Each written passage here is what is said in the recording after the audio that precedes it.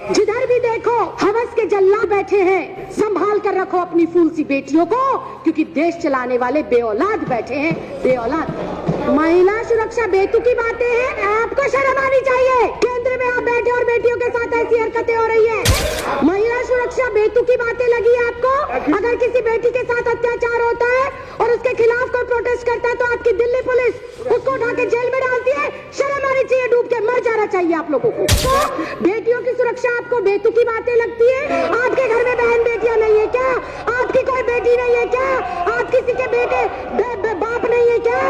हर कोई रेप का शिकार बन रहा है, लेकिन सियासत में बैठे इन सियासतदानों को कोई फर्क ही नहीं पड़ता।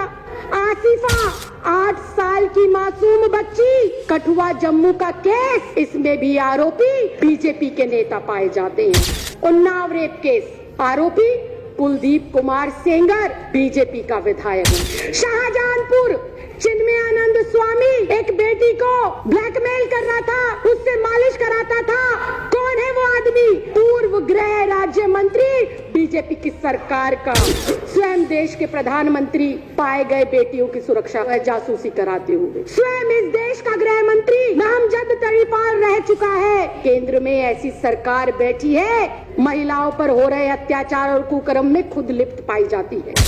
एक 27 वर्षीय डॉक्टर का स्कूटी खराब होता है, 4 लोग घेर लेते हैं और उसके साथ गैंगरेप होता है, उसे जला दिया जाता है। गलती से गरम कढ़ाई को छू लेते हैं तो अगले 2 दिन तक उंगली दर्द करती है। उस बेटी को जब जलाया गया होगा, अध्यक्ष जी, हमारी जैसी बेटियों की आत्मा कैसे आज कुलमला रही है, आप समझ भी नहीं सकते। और ये सामने बैठे हुए बीजेपी के लोग कहते हैं कि किस तरह की बेहुदगी की जा रही है। इस प्रकार देश के गृह मंत्री श्री अमित शाह जी, उनके पास अंधेरी काली रात में सरकार बनाने का पूरा समय है, उनके पास विधायक खरीदने का समय है, लेकिन देश की बेटियों की सुरक्षा सुनिश्चित हो, देश की सुरक्षा सुनिश्चित हो, इसके लिए सुरक्षा गृह मंत्री के पास समय नहीं है। इसके खिलाफ कोई ना कोई कार्रवाई जरूर होनी चाहिए।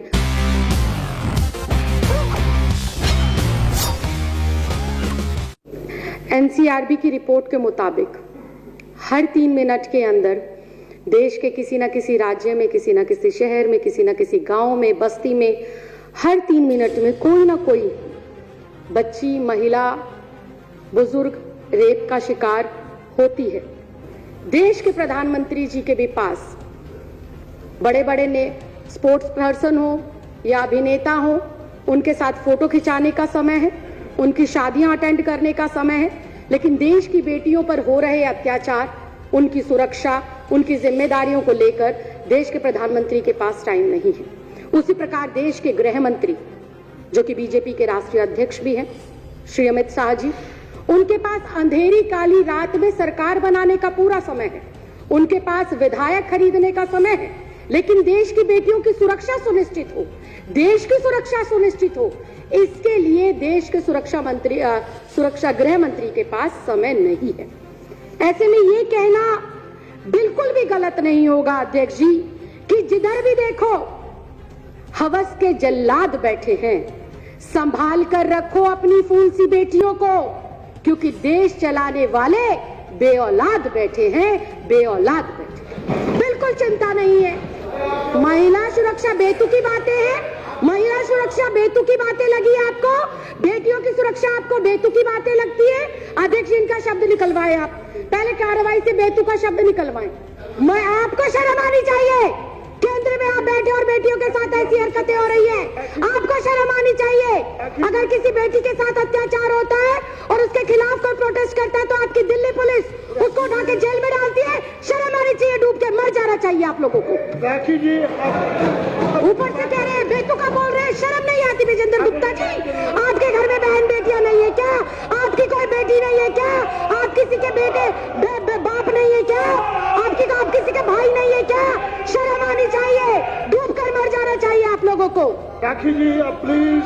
अध्यक्ष जी, मैं दोबारा इस बात को दोहराऊंगी, जिधर भी देखो हवस के जल्लाद बैठे हैं, संभाल कर रखो अपनी फूल सी बेटियों को, क्योंकि देश चलाने वाले बेऔलाद बैठे हैं, बेऔलाद। अध्यक्ष जी, आए दिन चाहे छोटी बच्ची, चाहे 27 साल की डॉक्टर हो, चाहे 56 साल की बुजुर्ग महिला हो, हर कोई हवस का शिकार बन रहा है, हर कोई रेप का शिकार बन रहा है, लेकिन सियासत में बैठे इन सियासतदानों को कोई फर्क ही नहीं पड़ता। कोई फूल सी बच्ची को नोच ले, कोई युवा बेटी को जिंदा जला दे, कोई बुजुर्ग महिला को नोच डाले, लेकिन इन सियासतदानों को फर्क नहीं पड़ता। ऐसे में सवाल उठता है कि देश जा किस ओर रहा है। देश की ये 50% जो आबादी है, इसको सुरक्षा मिलेगी कैसे, ये बड़ा सवाल है। और अध्यक्ष जी, देश की इन बेटियों को, देश की इन महिलाओं को, देश की इस आधी आबादी को सुरक्षा जब मिलेगी जब केंद्र में बैठी हुई सरकार की मानसिकता बेटियों के सम्मान में हो, जब केंद्र में बैठी हुई सरकार की जो सोच है वो महिलाओं को सम्मान देने की हो।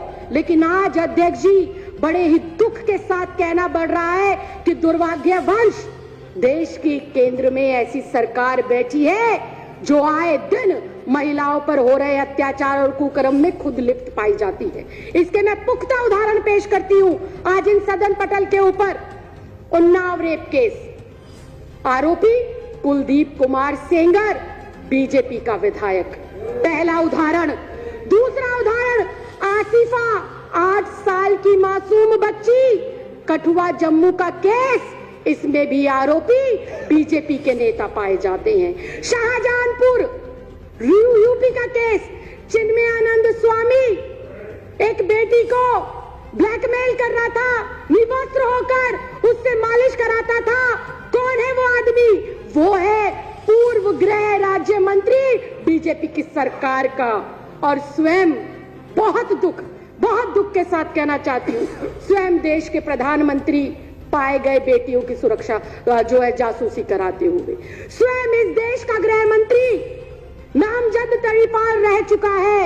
ये मैं नहीं कह रही, ये मेरे देश का कानून कहता है, ये मेरे देश के न्यायालयों ने और जजों ने कहा है। ये राखी बिड़लानी आम आदमी पार्टी नहीं कह रही है। अध्यक्ष जी, ये इतना गंभीर मामला, देश की आधी आबादी आज बाहर निकलते हुए ये सोचती है कि मैं वापस आऊंगी या नहीं आऊंगी। आज हमारे माँ बाप, हमारे भाई बहन, हमारे रिश्तेदार, जब मेरी जैसी बेटियां अपने काम पर पढ़ने के लिए, लिखने के लिए जाती हैं, तो पता नहीं होता कि किस स्थिति, किस परिस्थिति में वो बेटी वापस आएगी। कंक्लूड करिए। बिल्कुल अध्यक्ष जी। अध्यक्ष जी, बुधवार 27 नवंबर की रात को दिल दहलाने वाला घटना हैदराबाद के अंदर हुआ। एक 27 वर्षीय डॉक्टर का स्कूटी खराब होता है और उसको मदद के बहाने 4 लोग घेर लेते हैं और उसके साथ गैंगरेप होता है, उसे जला दिया जाता है। इतनी हृदय विदारक घटना अध्यक्ष जी, मेरे मुंह से शब्द नहीं निकल पा रहे, क्योंकि मैं स्वयं भी एक लड़की हूं और कभी कभी किचन में खाना बनाने का मौका मिलता है।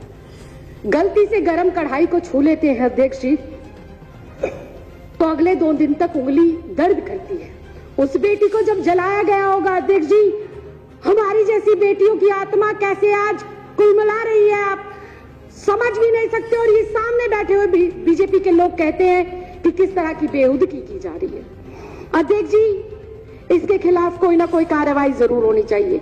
और ऐसे में जब दिल्ली के अंदर एक अन्नू नाम की लड़की उसके खिलाफ आवाज बुलंद करती है, अकेली वो अपनी हिम्मत जुटाकर धरना देती है, तो वही केंद्र शासित जो दिल्ली पुलिस है उस बेटी के साथ बर्बरतापूर्व जो है काम करती है, उसको मारती है, पीटती है और जेल में डाल देती है।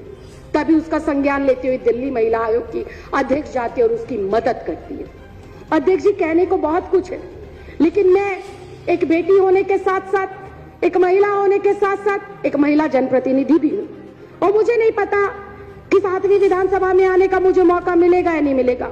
लेकिन जितना समय और जितना प्यार जनता ने हमारी सरकार को दिया, मैं आज गर्व से सीना चौड़ा कर कर और अपनी गर्दन को खड़ा कर कर ये कह सकती हूं कि मेरी सरकार ने ना सिर्फ महिला सम्मान के लिए काम किया, बल्कि महिलाओं को सुरक्षित करने में भी बहुत महत्वपूर्ण कदम उन्होंने उठाए हैं। अध्यक्ष जी, हमारी सरकार ने महिलाओं की सुरक्षा हेतु 2.5 लाख से अधिक 2.5 लाख से ज्यादा सीसीटीवी कैमरे लगाने का काम करा। ये विश्व में पहला ऐसा राज्य है जहां पर चप्पे, चौक, चौराहे, गली, नुक्कड़ के ऊपर महिला सुरक्षा हेतु सीसीटीवी कैमरे लगाए गए। वहीं एक दिन के अंदर हिम्मत चाहिए और जज्बा चाहिए अरविंद केजरीवाल जैसा, एक दिन के अंदर 15,000 मार्शल बसों में तैनात करे गए दिल्ली की बेटियों, महिलाओं और बच्चों को सुरक्षा मुहैया कराने के लिए। अध्यक्ष जी, मैं अंत में बस इतना ही कहूंगी, अगर नीयत है तो सब संभव है। मन में अगर महिलाओं के लिए सम्मान है तो उनकी सुरक्षा भी सुनिश्चित की जा सकती है, उन्हें न्याय भी दिलाया जा सकता है और उनका सशक्तिकरण भी किया जा सकता है।